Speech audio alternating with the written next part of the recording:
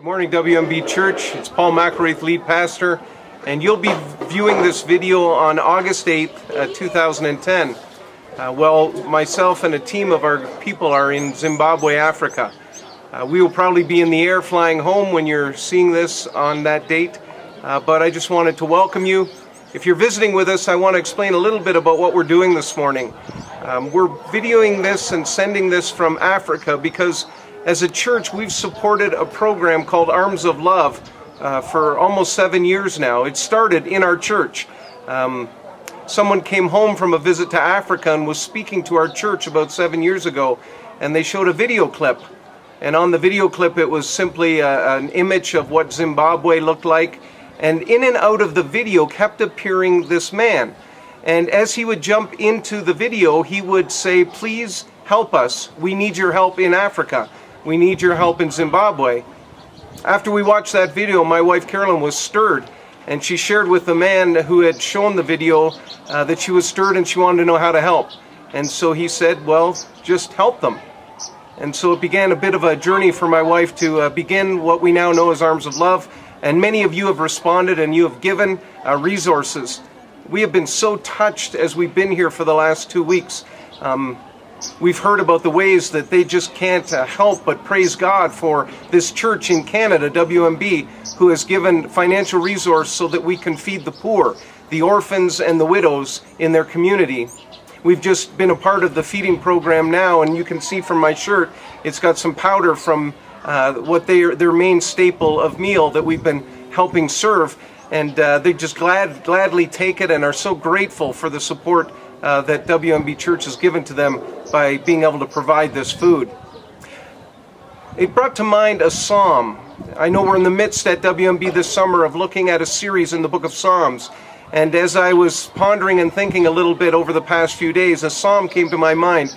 It's Psalm 121, and it's familiar to you. But listen to what the psalmist says in the first 2 verses. It says, "I lift my eyes to the hills. Where does my help come from? My help comes from the Lord, the maker of heaven and earth." And I can't help but see that this passage applies to this church. They cried out for help to the Lord. The faith that they've demonstrated has just been incredible, and it's touched our hearts.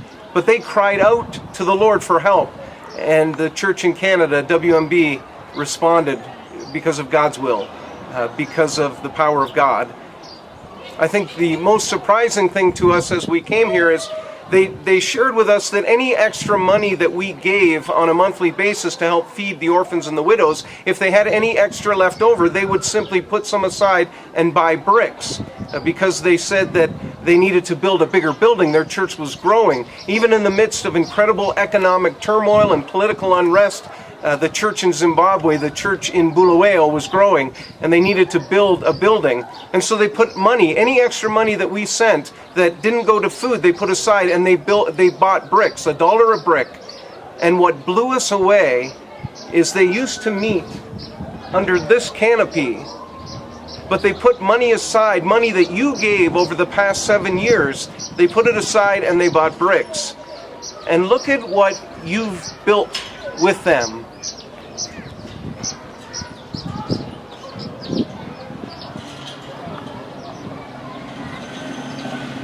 $43,000 bricks. That means they put aside $43,000 of the money that we sent from them for them to use, and they bought bricks. 43,000 bricks have been put together to build this massive church.